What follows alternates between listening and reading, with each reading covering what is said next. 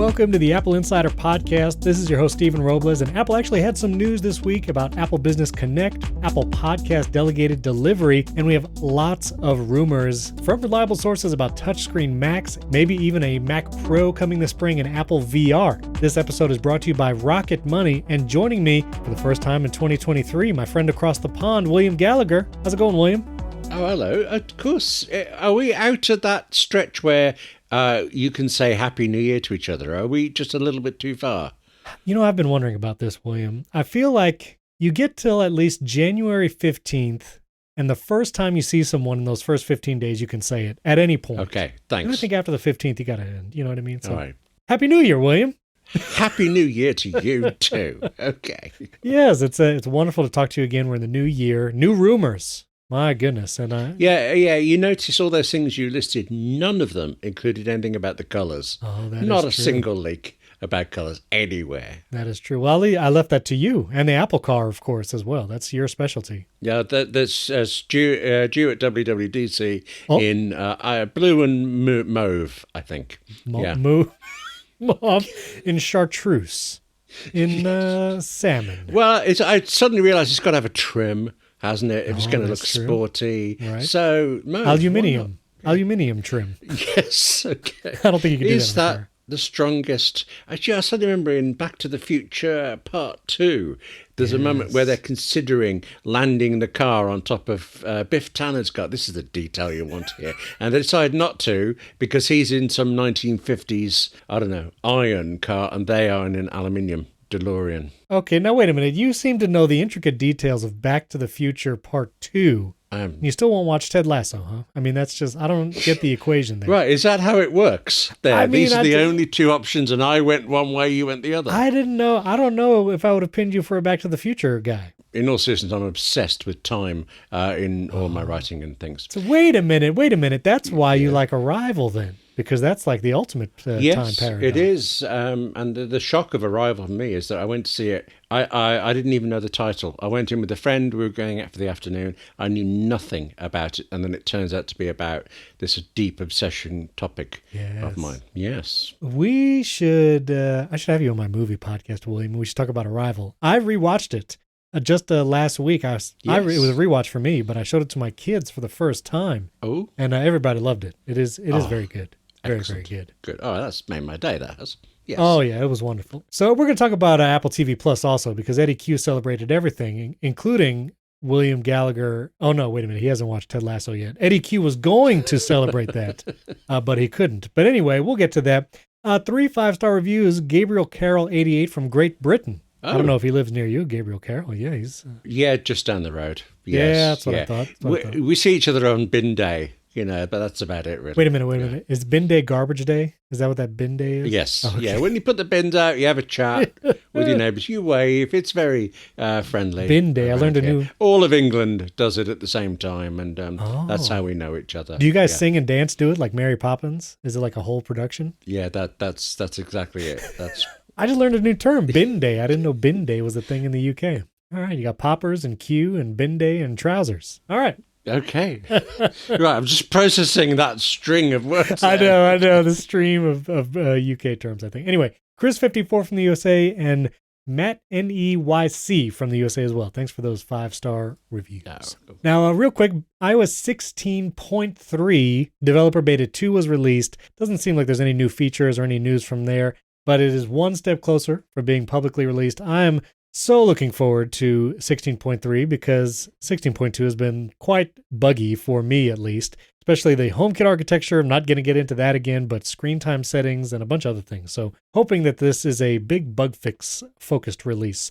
Have you had bugginess in 16.2? Do you know, I can't remember if I'm on 16.2 because my life is spent trying to fix HomeKit in general at the moment. I changed Wi-Fi networks and it has destroyed everything. Oh, never do that. It's just killing me trying to get this stuff back. And I'm considering moving house. That's where I've got to. That's going to be your solution. Just move. Mm-hmm. Yeah, I don't blame you. The HomeKit stuff. I'm not going to get started. Okay. No. Apple Business Connect. This was a new announcement. It was an Apple Newsroom article. We covered it. Apple Business Connect is now a new portal where businesses can go in and manage their Apple Maps location. And I think this is great because before there was an Apple Maps portal where you could go as a business and edit your location, like claim your address and get your business name and stuff on there. But this is now a little easier. I think you'll be able to add additional information for your business directly into the Apple Maps location listing. And I had several people on Twitter ask me, what about Yelp? And I have to imagine that in the near future, Apple is trying its hardest to not have to integrate Yelp into their business locations. Because if you look up a business in Apple Maps, you search for restaurants or whatever, all the images there are still sourced by Yelp. And if you tap one, really bad experience. You get thrown out of Apple Maps. It opens Yelp or asks you to install it if you don't have it installed. And you have to browse all the images in Yelp. And so I imagine this is kind of another step in that direction to really become self-sufficient in all of the Apple Maps business location areas, especially photos. You can thumbs up businesses now, so Apple's trying to build those ratings. But it takes time. You have to have people upload these images to different locations. So are you an Apple Maps guy or Google Maps guy? I don't know if I've ever asked. Apple Maps. Actually, I find the design of Google Maps irritating, and I had one very bad experience with Apple Maps where it got me lost, but on the same trip. I thought, right, that was it. I'm going to Google. Google Maps got me lost as well in exactly the same place. So if they're not going to work, I did have one problem, actually, with this new Business Connect thing. It's just a small thing. It didn't work when I tried it. Oh, really? Apple announced this, and the links, they got in, you follow it through to a special page to verify that you are, who you say you are and not the next door business. And it just keeps looping and looping around the Apple ID thing. Obviously early days, but it's weird that they would announce it before it was actually ready. I mean, I'm sure it is now. That's weird. 20 minutes later, it was probably ready, but it felt like a bit of a slip. Here's a link. Click the link. Doesn't work. It did work for me. I was able to log in with my Apple ID, and then it goes into, for all your business information. One number you need, at least here in the US, is your DUNS number, your DUNS, which most businesses are like, what's that? And then, you have to contact that HR person that worked at the business 80 years ago, and they have the DUNS number. Oh, is that as in Dun and Bradstreet? Yeah. DUN. I think so. I've heard of that company, but I didn't know they had. Well, we have Companies House here, and there will be a business number there. But I'm glad it didn't work for me then. I would have fallen at that hurdle. Yeah, I mean it's kind of an annoying number to get, especially I don't know if you're a private business. I don't even know if you get one, like if you register for an LLC here in the U.S. But anyway, you will be able to upload logos, graphics, and images. It's called the Showcases, which is a new feature in what Apple calls the Place Card, and it quote helps businesses present customers with offers, incentives like seasonal menu items, product discounts, and more. So that feature is supposedly available today. Again, you have to have all your business information at hand when you sign in. But hopefully people get in there. And because a lot of times, I actually just ran into this. I was searching for something nearby, and it just is not registered in Apple Maps, the location name, the title, and it just does not show up. And it's in Google Maps, no problem there, but the entire staff of this establishment use Android phones, unfortunately. And so they never realized that it was not available in Apple Maps.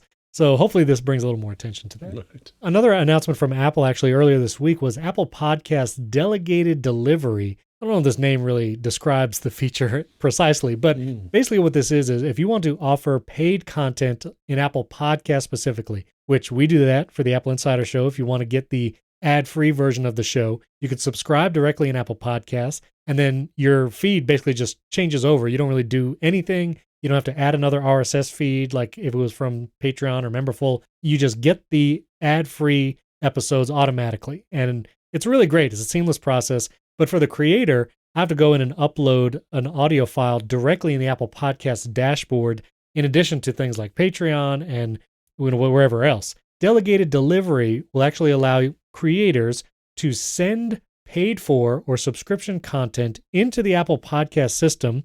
So people who subscribe there can listen to your ad-free versions, and you can deliver it from your podcast host. So when I go into Transistor, which is where we host our podcast, that you can actually send both the public free episode to everyone via RSS, and then you'll be able to send the ad-free version directly into Apple Podcasts, all directly from your host interface. And so it'll cut down on that additional step of logging into Apple Podcasts and doing all that. It works with 4 hosts right now, which is like RSS, Omni Studio, Libsyn, and Blueberry. And then Buzzsprout is coming on later this year, Acast, Art19, and then other podcast hosts probably later than that. But it's a welcome feature. especially for podcast creators. So I'm excited for it. So you're able to actually do. It seemed to me that without Acast, which at least at one point was the biggest here in the UK, that it didn't feel like it was fully baked yet. But even though I don't think you're on any of the 4 services, you are still able to do something with transmission. Did you say? Well, I will not be able to right now. You have to be coming. Yeah, you have to be hosting your podcast on one of those 4 that are available right now. Right. And the other ones will hopefully enable it because it's this API connection. So you would have to go into Apple Podcasts, you create an API key, you connect that to your podcast host. Like it will be a process.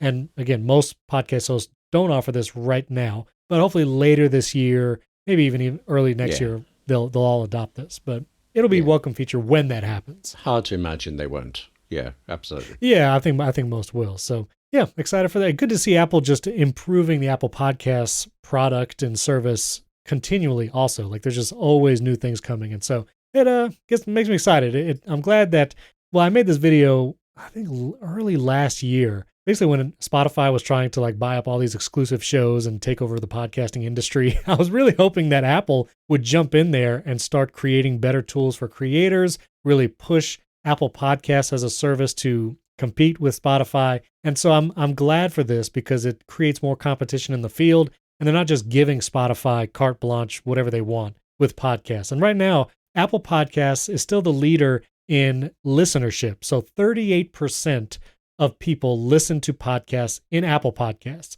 and then 26% in Spotify, which Spotify has grown quickly in just the last couple of years, but it's still second place. And so Apple Podcast still has an edge over Spotify and then all the other third-party services underneath that. Do you still use, what do you use still? Pocket Casts? We're using Pocket Casts? No, I'm using Apple's own podcast app. Okay.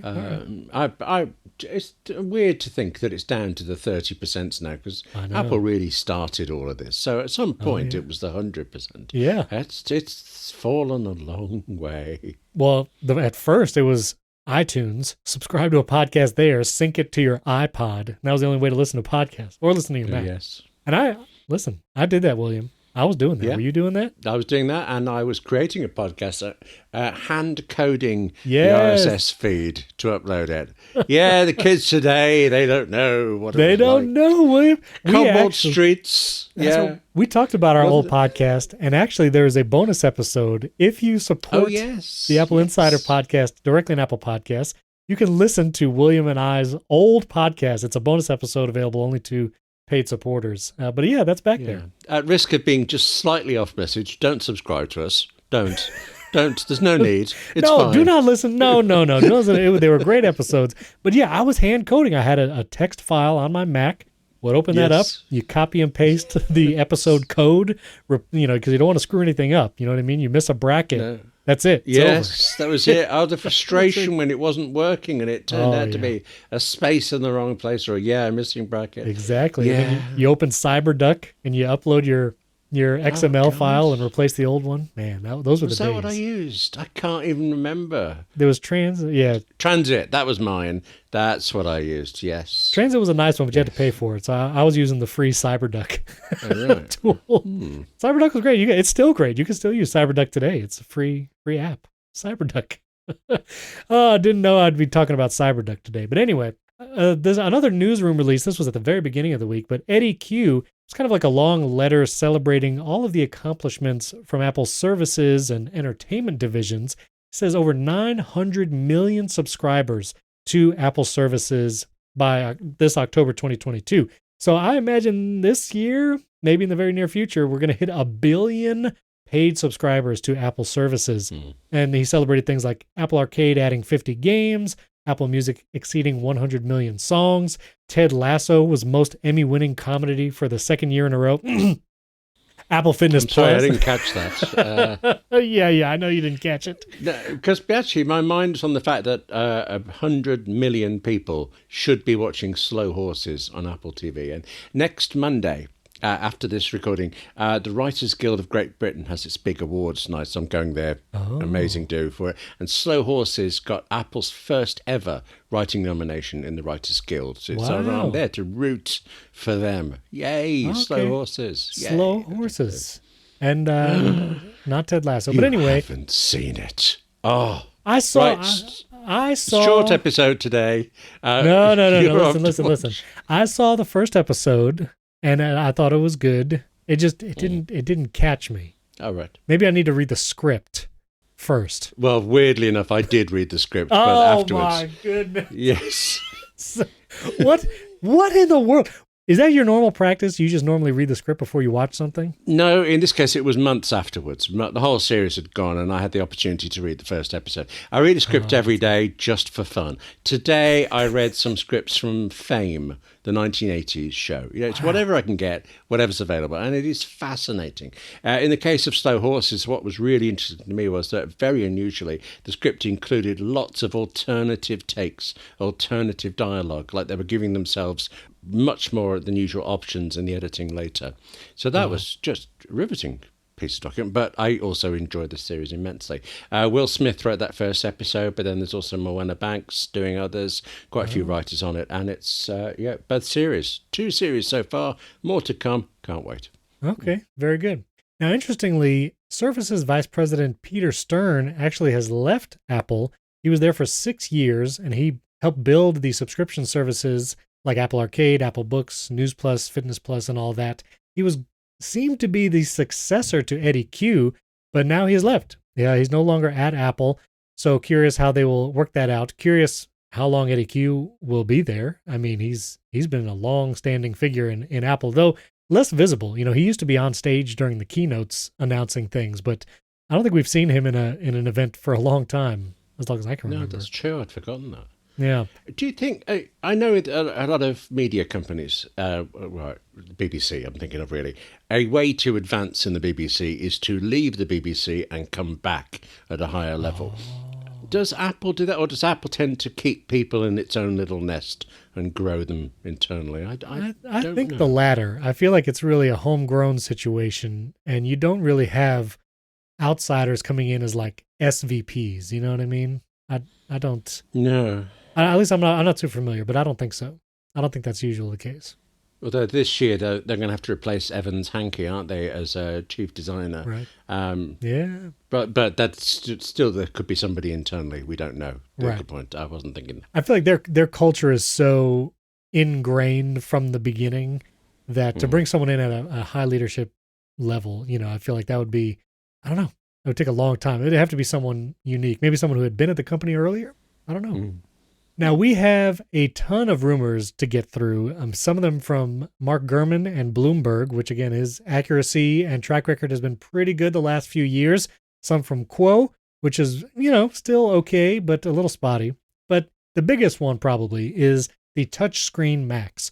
Mark Gurman came out and said that in 2025, which would have sounded really far in the future, but now that we're in 2023, we're talking only 2 years away, that Apple will release an OLED screened MacBook Pro that will support both touch input and gestures. Basically, what we're talking about is a touchscreen MacBook Pro. Now, this is interesting because Steve Jobs, if you remember the keynote on the iPad release, Steve Jobs was like, no one wants to hold their hand up and touch a computer monitor all day, which I would be inclined to agree. But Gurman says that apparently Apple is now reconsidering, so much so that they'll debut one in a couple years. I'd be curious your thoughts on this, William. We don't really have many other details about that, just that it would be a touchscreen MacBook Pro. On Twitter, there's like vastly differing opinions. One is like, no, I never want this ever. Others are like, yeah, it'd be pretty cool. I feel like you could have a touchscreen and just never touch it, if that would be your case. I feel like my iPad Pro, when it's in its Magic Keyboard, I don't typically touch the screen. It's more when I'm editing podcasts with Apple Pencil that I touch it. You don't have to touch the screen. But I don't know. Do you feel like you would like a touch screen MacBook Pro? Previously on this topic, I would have said no, because I bought that whole line about nobody wants to reach.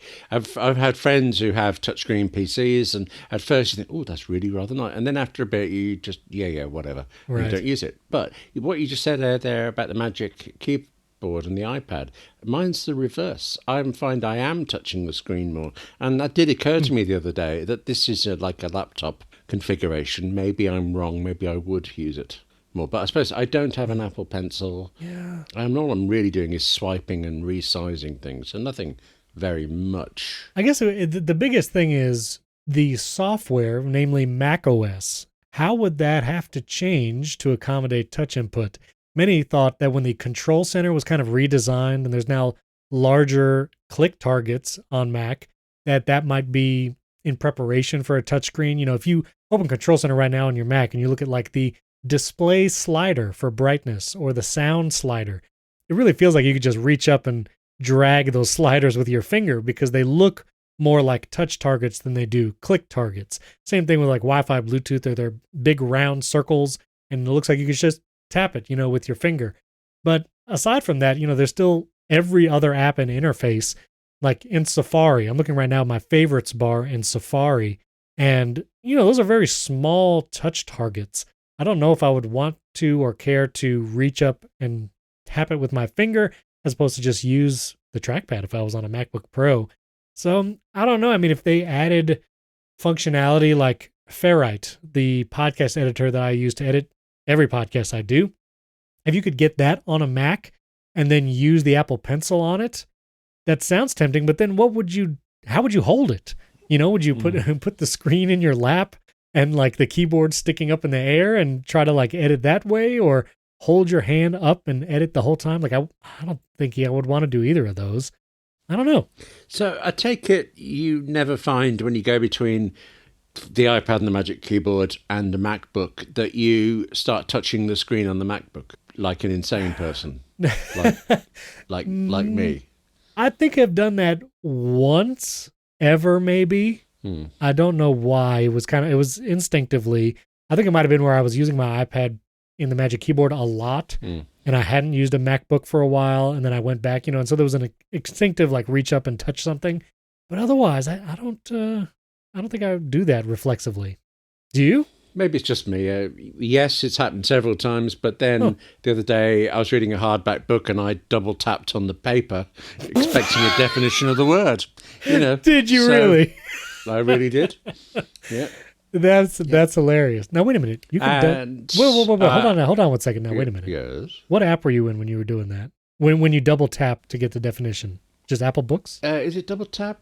I double tapped it for it. I think it was just. Let me just try. Oh, isn't that weird? I'm trying it on my Mac and it's not giving me what I need. Maybe it's an iPad thing. Typically, I tap and hold on a word, it highlights, and then I hit lookup. Oh, well, that's why it didn't work then. Otherwise, if I pressed and held, yeah. Nah, thanks for putting me right there. I will try that tonight. Yeah. Now, you can right-click a word on Mac and then click look up from the contextual. Oh, actually, on the Mac, I have a keyboard shortcut. Isn't it Command Apple D or something? Isn't it funny? You use something until your fingers know it more than your mind does. It's something like Control Apple D that looks up a word, or D for dictionary. That would make sense. Yes. Gotcha. Okay. Actually, why does Apple call it look up on some platforms but dictionary on another? I think it's look up everywhere now, because on the Mac, when you right click, it says look up and then the word in quotation. And in Apple Books, like on your iPhone, you click and hold to highlight a word and then you hit look up as well. And it says dictionary once the menu comes up, but that's it. So is there logic that you wouldn't know the word dictionary unless you'd looked it up first? I think that's the case. Let's see. Is the app called Lookup now? No, the app is still called Dictionary on Mac. So we've got to change that, clearly. Yeah, just call it the Lookup app. This is the Lookup app.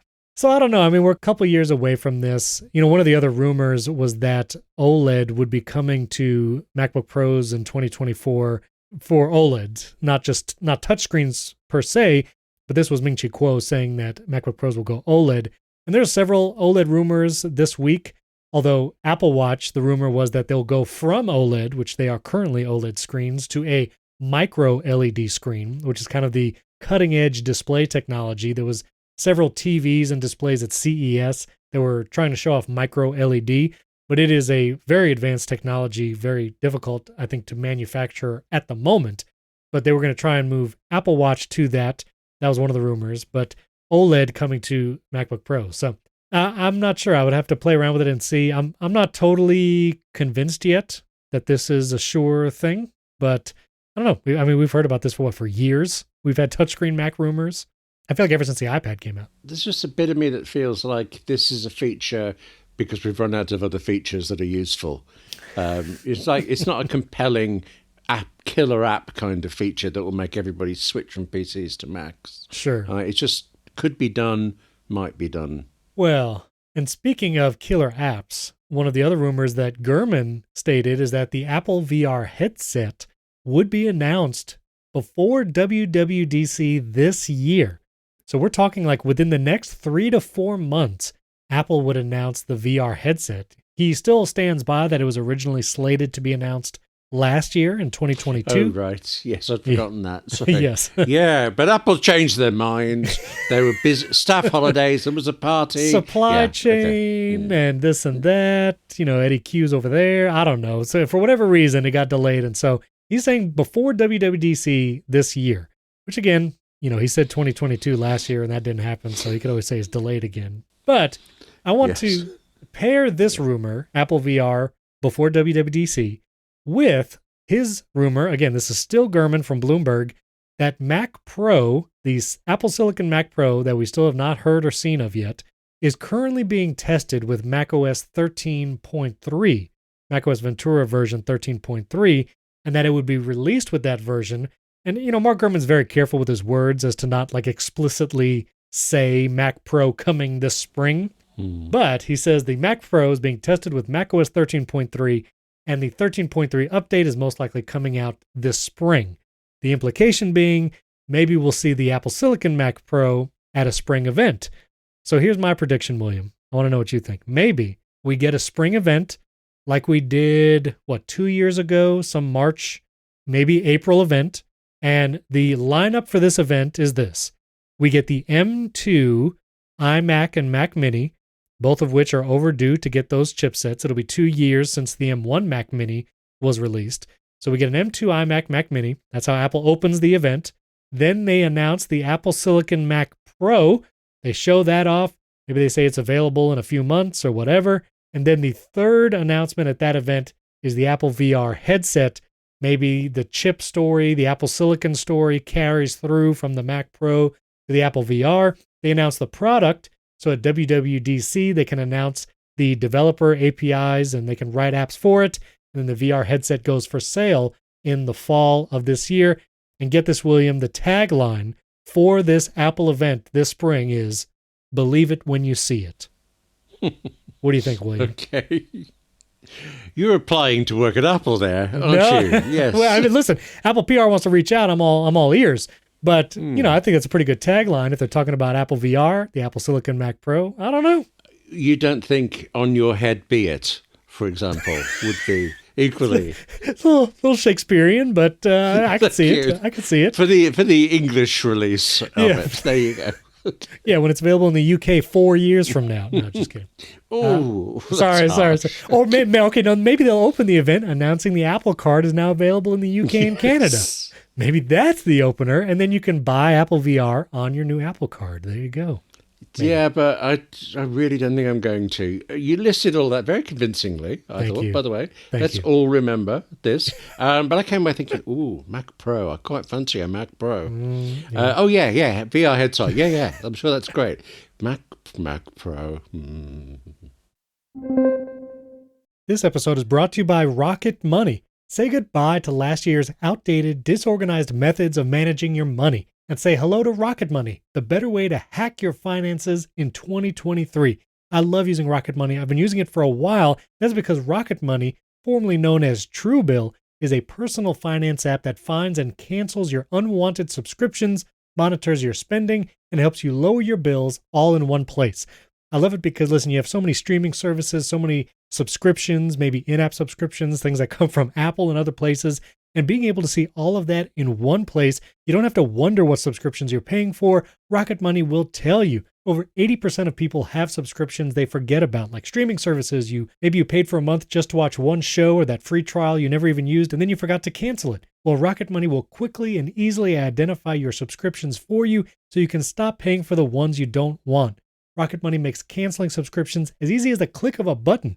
Simply find the subscription you don't want in their app, press cancel, and Rocket Money will cancel it for you.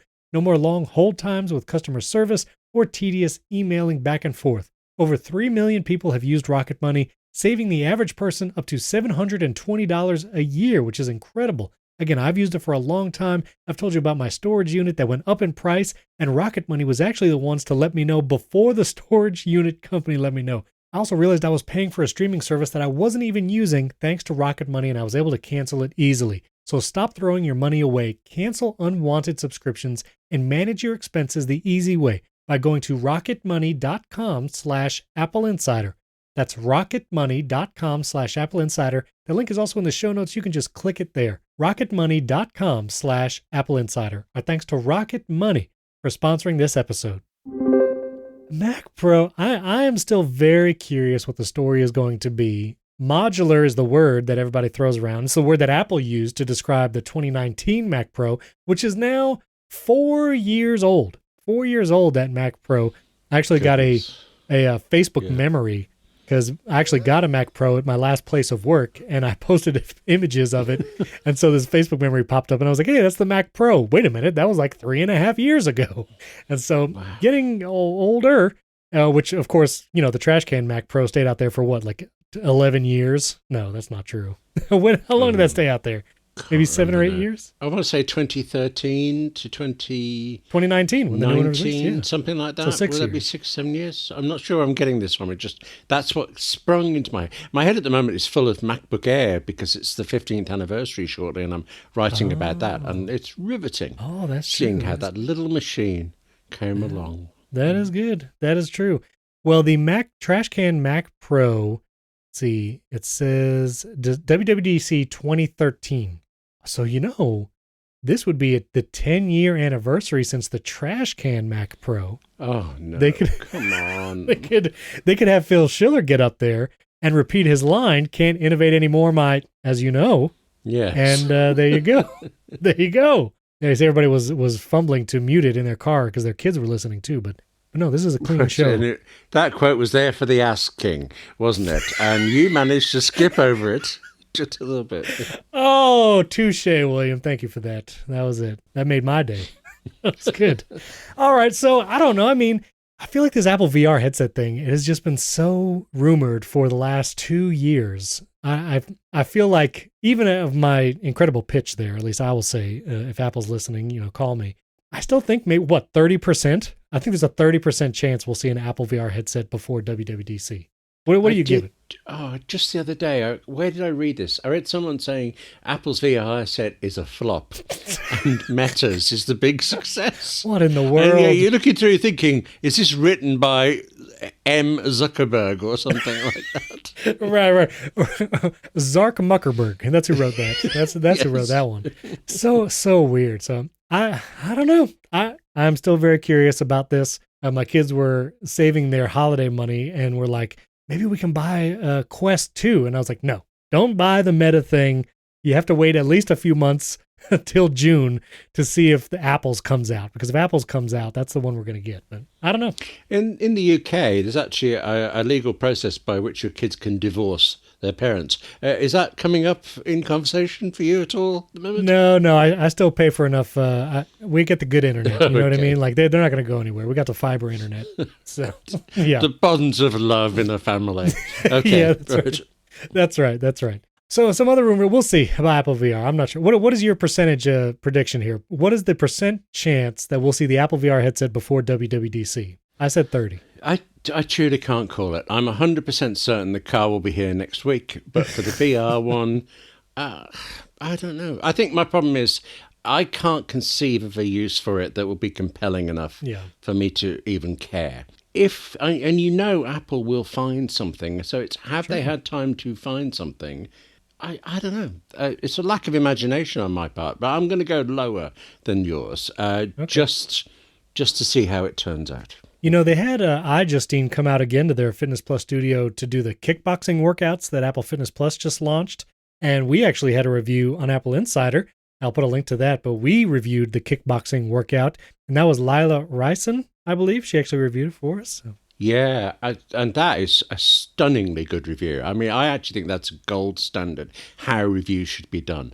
Extremely clear, very so tested out, every detail, but not in some massive list of things. It's a really good read-through process, and you come away knowing she knows her stuff, and now you do. as well. Yes. That's exactly how reviews should be written, I think. I was deeply impressed with that. And the chance of me ever clicking on kickboxing on Apple Fitness, very low. That's what I was going to say. So, Apple VR headset, maybe the killer app is kickboxing in VR. No, just kidding. I mean, maybe. The Kicker app will be a fitness one. Listen, people do it. My friend Nate, he does workouts in VR. You can do yoga on the beach in Hawaii or whatever. Oh, wow. I don't know. That's a thing. Well, anyway, last few rumors here. These are mostly from Ming-Chi Kuo. He said 2024, next year. This is a long way away. I feel like some of these rumors are so far out. It's kind of like they're just, I don't know, saying these things and then, the time lapses. But anyway, he says a $99 pair of AirPods will come out in 2024 and the next AirPods Max model will ship second half 2024. So we're talking like almost 2 years away. We're talking like a year and a half to 2 years away. And I'm like, I don't know. I don't even know what to do with that, William. Okay, cool. And then he says iPhone 15 will have no buttons, no physical buttons on this. That's this year's iPhone. iPhone 15 will have no buttons. And then iPhone 16 next year, so a year and a half away, will have under display Face ID. Again, all that, Ming-Chi Kuo. I don't really buy either one, actually, William. I think this year's iPhone is going to have physical buttons, and I feel like we're still going to have Face ID for several years into the future. Like, I feel like that's a little ways away. I am certain that I'm going to buy an iPhone 14 Pro. 15. I skipped the 14 Pro. I will buy the 15. But if he's right, that means the 15 Pro would be the last one with the dynamic island. And I'd feel like I was investing in dead technology even as I picked it up, if he's right. Sure. Which, a little tip for iPhone 14 Pro owners out there. I didn't realize you could do this. But if you have a live activity playing in the dynamic island, even if it's just music or a podcast, if you want to hide that waveform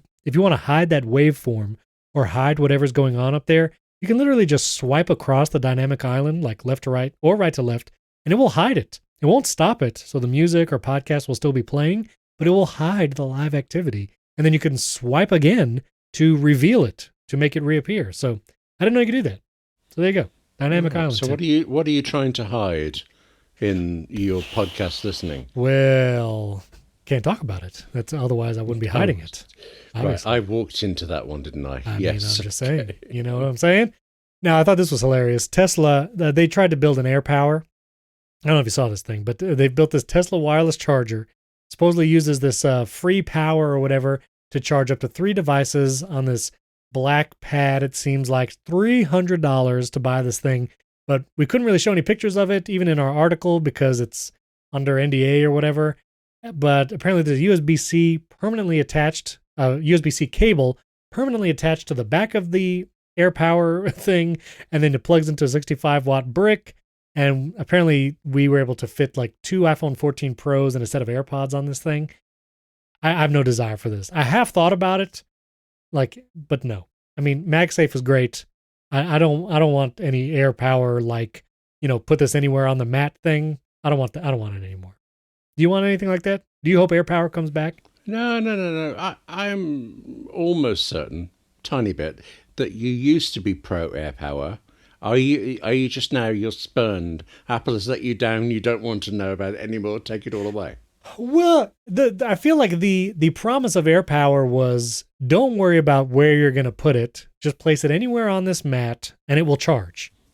And, how fast or efficiently it will charge, yet to be determined, but, put it anywhere. And I have found, now that we've used MagSafe for 2.5 years, a year with the iPhone 12, a year with the iPhone 13, and now about 4 or 5 months with the 14. Yeah, so 2.5 years. Goodness. I've used MagSafe since day one. Yeah, that seems crazy, right? Like it's been, oh my goodness. Yeah, the theme of today to me is make me feel old. How fast things are going. So I feel old too. But the MagSafe is it's so good, and it feels secure and it feels right. You know what I mean? Like when I put my iPhone on that Belkin tree charger and it's like securely in place, I know it's exactly in the right place. Yeah. It's charging as efficiently as possible.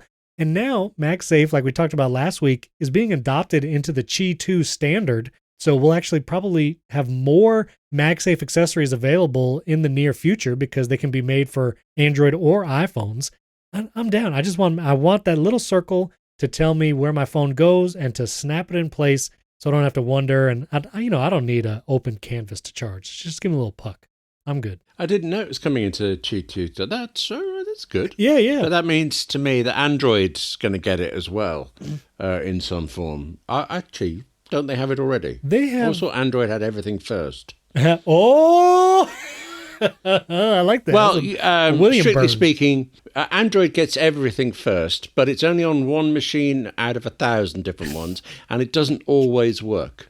There was this thing I really fancied years ago where if you put your phone down, display first on the desk, it would automatically go into Do Not Disturb. I thought that sounded so good. That was definitely a tick for Android. But then a friend who actually had one said it never works and it's the only phone that does it in the entire range. Yeah. And that seems to me to be a kind of summary of Androidness. But I really assumed they had MagSafe or an equivalent already. What are they doing? Well, they have wireless charging. And there's some Android phones, I don't know if it's an Oppo or something. I saw MKBHD talk about it, but that it has like 80-watt wireless charging, but it's very proprietary. Like you need that exact phone with the charger that they sell separately, of course, if you want that fast wireless charging. So yeah, they have like their own. The wind has to be in the east, that kind of thing. Exactly. Yeah, you need an eye of newt and a toe of dragon. Yes. And then it'll, you can charge it 100 watts. Which, frankly, every Android user should get,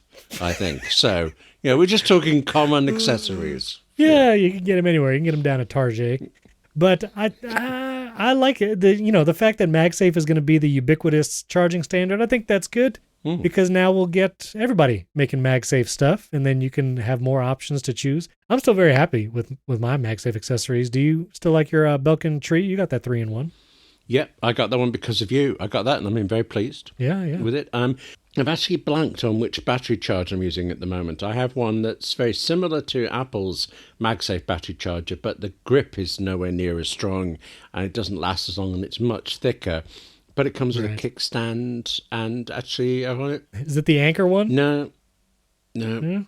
It's not going to come. I'm sorry to the kind Moft? People. Listen, let's go with just no to all of these. But I gave away my Apple one and really? I don't regret it. No, not much See, at all. and everybody loves to hate the Apple one. I'm down with it still. I'm fine with it. I thought I was being nice giving it away, just maybe a little too nice. But I like the things I've got, so whatever they are. Yeah, very good. I got the new Belkin MagSafe charger for the car.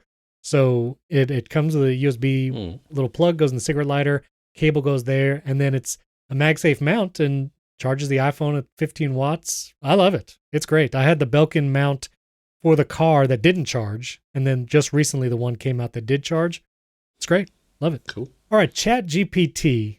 Office 365, Microsoft actually wants to incorporate ChatGPT from OpenAI. Microsoft is investing in OpenAI, trying to further along this product, and Microsoft wants to integrate it into things, especially with writing text or even emails, integrate it in things like Word and Outlook, and based on smaller prompts, which you see sometimes in like Gmail or whatever. They'll offer like automated responses or try to predict what you want to say, but powered by ChatGPT would be pretty amazing. I don't know if we've ever talked about this, William. Have you played around with ChatGPT?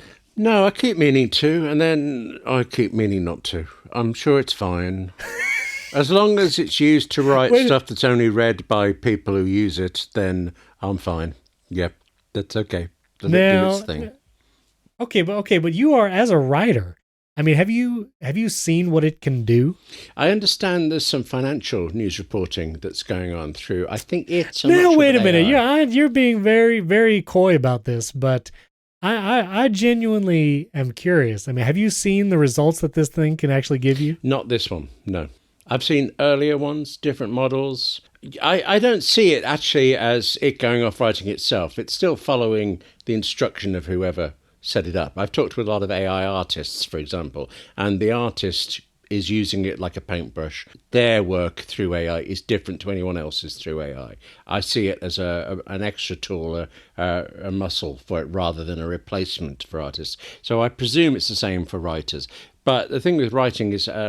writing is not just the words you use, it's the words you don't use. It's the things you let people think. Like you were saying about Mike Gurman earlier, he listed out these facts that basically he's saying to you, Mac Pros come in the spring, but the words don't actually say that. But still, he put the idea in your head. Can an AI chat do that kind of thing? I don't know. Well, I'm going to blow your mind here for a second, William. I just opened ChatGPT and I gave it this prompt. Write a sonnet in the style of Shakespeare about a man named William reviewing the iPhone. And it just spit it out. Are you ready? I'm going to read it. This is going to be a dramatic reading. This is total. I literally just generated it inside ChatGPT as you were talking. It says, O William, with thy fair and curious mind, thou dost peruse the iPhone with great care.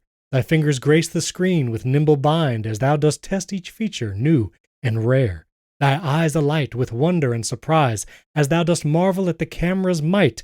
Thy thumb doth swipe with practised steady guise as thou dost explore the depths of insight.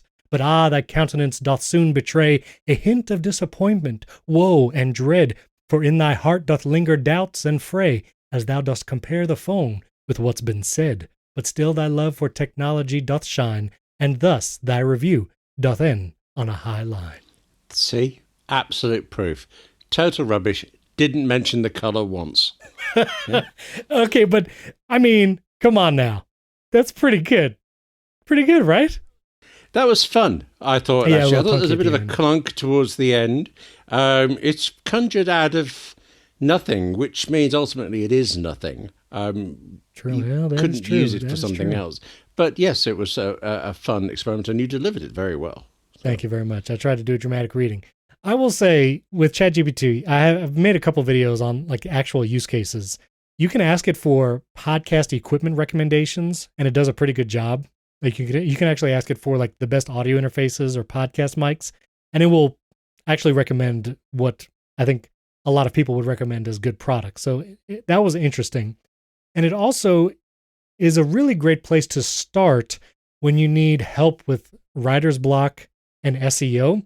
And so one of the use cases that I put in a video was if I'm trying to title a podcast episode and I have the topics, but I just don't have the mental energy to like figure out an interesting way to say it, I can literally ask it, give me 10 podcast episode titles about blank, blank, and blank. And it will just spit out 10 ideas with those topics as a podcast episode title, and I can edit it further. And I think, like you're implying, like it's what it gives me today is not something that I would publish straight. Like I would massage the text a little bit and edit it or whatever. But as Microsoft invests in it and the technology grows, like 5 years from now, probably won't need to be writing podcast episode titles. Like I could just go and like put the topics and just put the show notes inside a AI, and it'll just give me the best SEO optimized title it possible. I thought a key word there you said was Microsoft. I've got this image of a AI written, Microsoft driven novel, and somewhere in the middle of it, one character turns dramatically to another and says, fatal exception error, 008 at 9, press any key to continue. Yeah. Control-Alt-Delete. Control-Alt-Delete. Hit it twice. ChatGPT just says blue screen. Blue screen. Yeah, but finally we get some color into the episode. So, swings and roundabouts there. Oh, my goodness. Okay. I'm genuinely curious. Not saying you have to do this. This is not an assignment. But for you to go in there and like give it some prompts to write you some stuff, I would be very curious your thoughts as a writer, as a technology person, what you think of it. Curiosity is a very good thing, isn't it? I wouldn't want to take that curiosity away from you. Okay. Very good. Okay. Uh-huh. I guess like Ted Lasso, that's the question. Will William try ChatGPT or watch Ted Lasso first? Or will there be the heat death of the universe? One of those three things is going to happen first. We'll see. I'm hoping there are other options, but okay. Leaning towards one of them. That's it. Okay. Just those three. That's it. And so maybe we could reflect here at the end on a more nostalgic note. The iPhone was unveiled 16 years ago as of January 9th. And it was Sunday, January, so January 7th, 2007? Seems like January 7th. Oh, goodness. I don't know if we put it because of the day of the week or whatever, or because it did coincide with CES. But I believe this was at Macworld that Steve Jobs actually announced it. Yeah, in San Francisco. And so 16 years ago, the iPhone was announced, and then of course it went on sale in June, and that's when it was publicly available. But man, that sounds both like a long time and also not long enough to have been living with these devices. Like it feels like we've been living with these devices for decades, but also feels like it was just announced a few years ago. It's so weird. Does it feel that way to you? If it absolutely does. And when you look at the presentation and we're calling it iPhone, it's just, well, what else would you call it? Of course it is. Oh, actually, that was new. Oh, all the I things have gone now from Apple. But actually, if you look on YouTube, there are many, many copies of that segment of the presentation. But search for the full keynote, because it is astounding how carefully, brick by brick, Jobs lays out why Apple is doing the iPhone. By the end of his speech, before he said they're doing it, you expect Apple is the perfect company to do phones. I mean, they'd never done a phone before. They were being heavily criticized for coming into that industry. But he made all these points about mobile technology and made you make that connection really well through it. It's an absolutely fascinating piece of work to watch even now. Yeah, and I still say it is a masterclass in not only presentation, just the overall speech and how it was presented, but marketing. You know, the way that he builds the story and the famous, you know, we're announcing 3 products today: a widescreen iPod, an internet communicator, and a phone. You know, and it's all one, like every bit of it. And knowing the backstory and how everything was on a hair's breadth. The phone call that he placed during the keynote, like there was a large percentage chance that was just going to fail entirely. And there were many times where they did demos like the cover art flow on iPhone where it would glitch out in testing, but somehow it just all worked so smoothly and perfectly during the actual keynote. And, you know, I love these slides. I'm looking at our article right now. I love these slides showing the smartphones pre-iPhone. And I had some of these. I had a Palm Trio. Yeah, I had a Palm Trio. I had a BlackBerry at one point, and seeing like the Moto Q, everything with these full physical keyboards, and just the revolution. I mean, this, like, we also have a little chart here: Samsung smartphones before the iPhone, and then Samsung smartphones after. And especially those early Samsung phones, it was like, you're not even trying to like differentiate. You're just strictly trying to copy. Which was one of Steve Jobs' quotes: "Good artists copy, great artists steal." And, you know, I think now... Yes, but I adore that quote from Steve Jobs, but because he stole it from Picasso. I just love that chain, yes. Isn't that just blew my tremendous? Mind. You just blew my mind. I didn't realize that was a Picasso quote. Yes. It's like a quote being itself as well as being useful. It's just, that was tickled me at the time. So I imagine Jobs knew that then, right? He must have done. What are the odds, I think? But, oh, my goodness. You just blew my mind for the second time in this episode. Wow. Anyway, it's very nostalgic. I still wish I had gotten an original iPhone. I didn't get it, as I've said before. iPhone 4 was my first one that I ever got.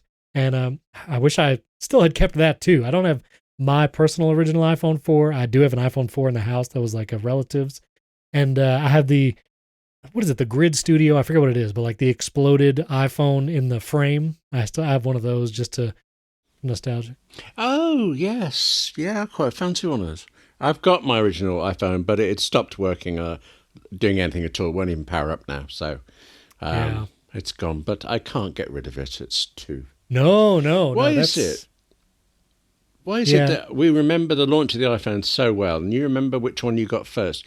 But nobody remembers when any particular Android machine came out, do we? It's just like they've been around. They're there. That is a good point. Or is that just me? Does it feel like with modern iPhones, it's getting a little more like that? You know, I feel like sometimes people think, was it the 11 or the 12 that I had blank? You know what I mean? Or, you know, between the 12 and 13, some people said, oh yeah, my last one was a 13. Actually, it was I feel like now since the iPhone 11 and newer generations, that it's less of a impactful, distinctive moment for people. I still think people remember today, their first one. Yeah. That's true. I talked about the iPhone 14 today when I meant the 15. And maybe that's Right. me. Maybe that's. Let's put that down to the phones being very similar. Yeah, the one that hasn't come out yet. It's very similar to Well, all the others. And in our realm, we're talking about 5 iPhones at any given time. Last year's model, the current, and then the 3 rumored. So it's it's harder to keep track of them in our industry, I think. But I think for the common person, I think they remember probably their first iPhone or maybe their first smart device. But I still remember. Did you ever have a Palm Pre? Did you ever have one of those? I don't think so. I always went for flip phones back in the day. I love ending a call with somebody by crunching the phone closed. It was just so much more satisfying than goodbye forever. Beep. Tap. Just goodbye forever. So I would always go for those. That's what I went for. Yeah. It was funny. We went to Best Buy the other day, and my son saw the Samsung Galaxy Flip, and it blew his mind. He had not heard of those kinds of phones yet, and he was like, "Whoa!" The thing like flips open and closed. And I was like, "Yeah, that is kind of cool, but no, we're not a Samsung family. We don't do that. We don't do that here." No. Anyway, nice little nostalgia. So we'll put a link to that article in the show notes, and we'll see which one of us is correct about the Apple VR before WWDC. We'll see. All right, Joe. We're going to make this interesting. We're going to put some cash on the line. Oh man! No, I don't. You just suggested and recanted it in the same breath. To save you time, cut the discussion down. Proposed, rejected. There you go. That's okay. That's me. All right. Very good. Well, you can let us know, listener. You can tweet at William and myself, or we're on Mastodon. Although I feel like, how do you feel about Mastodon, William? I feel like it had this incredible surge of activity, and now it's kind of like slowly getting quieter. Yeah. Do you feel actually, I was thinking that today. I have to remember to go on it now, so it's already slipping away from me. But I really like the conversations on there. So should champion it more. Yeah. Engagement wise, I just feel like there's not the same activity. But anyway, we're on there. You can follow William and I on Mastodon as well as Twitter. You can message us either place or at us in either place. And of course, you can support the show, like we said before, directly on Apple Podcasts or at patreon.com/AppleInsider. Thanks for listening. We'll catch you next time.